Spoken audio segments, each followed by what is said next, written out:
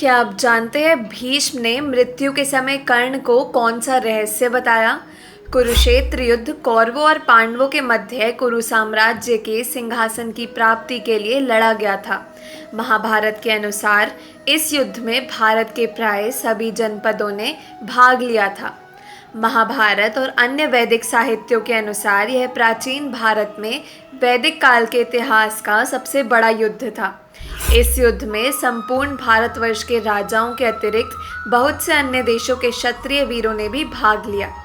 इस युद्ध में गंगा पुत्र भीष्म भी थे, जिन्हें अपनी उस भीष्म प्रतिज्ञा के लिए भी सर्वाधिक जाना जाता है, जिसके कारण इन्होंने राजा बन सकने के बावजूद आजीवन हस्तिनापुर के सिंहासन के संरक्षक की भूमिका निभाई।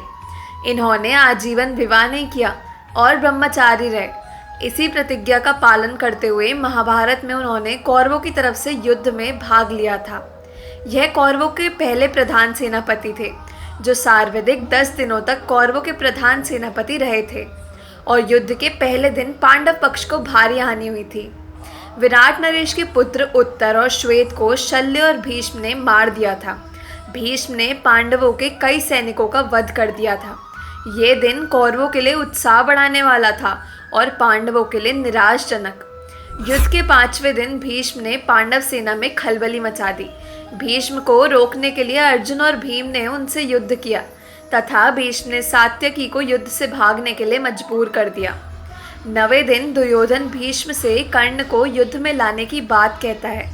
तब भीष्म उससे आश्वासन देते हैं कि या तो श्री कृष्ण को युद्ध में शस्त्र उठाने के लिए विवश कर देंगे या किसी एक पांडव का वध कर देंगे। युद्ध में भीष्म को रोकने के लिए श्री कृष्ण को अपनी प्रतिज्ञा तोड़नी पड़ती है और वे शस्त्र उठा लेते हैं। इस दिन भीष्म पांडवों की सेना का अधिकांश भाग समाप्त कर देते हैं और 10वें दिन पांडव श्री कृष्ण के कहने पर भीष्म से उनकी मृत्यु का उपाय पूछते हैं। भीष्म के बताए उपाय के अनुसार अर्जुन शिखंडी को आगे करके भीष्म पर बाण ही बाण चला देते हैं। अर्जुन के बाणों से भीष्म बाणों की शैया पर लेट जाते हैं, जिसके बाद कर्ण युद्ध में आ जाता है और कौरवों की सेना का सेनापति कर्ण को बनाया गया और उन्हें पांडवों से युद्ध लड़ने को कहा गया। युद्ध में शामिल होने से पहले कर्ण के मन में कुछ प्रश्न आए और उनका जवाब मांगने के लिए वो भीष्म पितामह के पास पहुँचे। जिसके बाद कर्ण ने भीष्म पितामह से सवाल किया कि जब तक वे कौरवों की सेना के सेनापति थे तब तक उन्होंने कर्ण को युद्ध में शामिल क्यों नहीं होने दिया।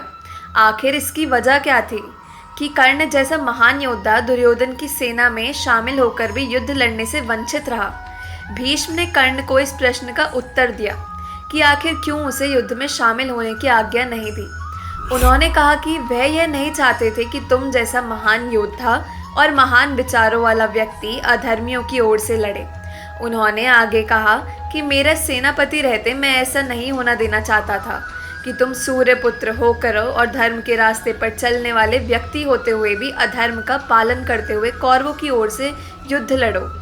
मैं नहीं चाहता कि मेरे रहते हुए तुम ऐसा अधर्मपूर्ण काम करो, इसलिए मैंने तुमको युद्ध में शामिल नहीं होने दिया। ऐसा सुनकर वह द्रोणाचार्य को सेनापति बनाने के लिए कहता है। कर्ण के कहने पर द्रोणाचार्य को सेनापति बनाया जाता है। दुर्योधन और शकुनी द्रोण से कहते हैं कि युधिष्ठिर को बंदी बना लेंगे तो युद्ध खत्म हो जाएगा। द्रोण युधिष्ठिर के लिए चक्रव्यूह रचते हैं, जिसे केवल अभिमन्यु तोड़ना जानता था लेकिन निकलना नहीं जानता था। युधिष्ठिर भीम आदि को अभिमन्यु के साथ भेजता है, लेकिन चक्रव्यूह के द्वार पर जयद्रथ सभी को रोक देता है, केवल अभिमन्यु को ही प्रवेश करने देता है। वह अकेले ही सभी कौरवों से युद्ध करता है और मारा जाता है। पुत्र अभिमन्यु का न्यायपूर्ण तरीके से वध हुआ देखकर अर्जुन अगले दिन जयद्रथ का वध करने की प्रतिज्ञा ले लेता है और ऐसा ना करने पर अग्नि समाधि लेने को कह देता है। अर्जुन की अग्नि समाधि वाली बात सुनकर कौरव जयद्रथ को बचाने के लिए योजना बनाते हैं। द्रोण जयद्रथ को बचाने के लिए उसे सेना के पिछले भाग में छिपा देते हैं, लेकिन श्री कृष्ण द्वारा किए गए सूर्यास्त के कारण जयद्रथ बाहर आ जाता है और अर्जुन उसका वध कर देता है। इसी दिन द्रोण द्रुपद और विराट को मार देते हैं और पांडव छल से द्रोणाचार्य को अश्वत्थामा की मृत्यु का विश्वास दिला देते हैं, जिससे निराश हो द्रोण समाधि ले लेते हैं। जिसके बाद कर्ण को कौरवों का सेनापति बनाया जाता है और वो पांडव सेना का भयंकर संहार करता है। कर्ण नकुल सहदेव को हरा देता है, लेकिन कुंती को दिए हुए वचन के कारण उन्हें मारता नहीं है। जिसके बाद कर्ण भीम और युधिष्ठिर को हरा देता है, लेकिन वचन के कारण उन्हें भी नहीं मारता। युद्ध में कर्ण के रथ का पहिया भूमि में धंस जाता है।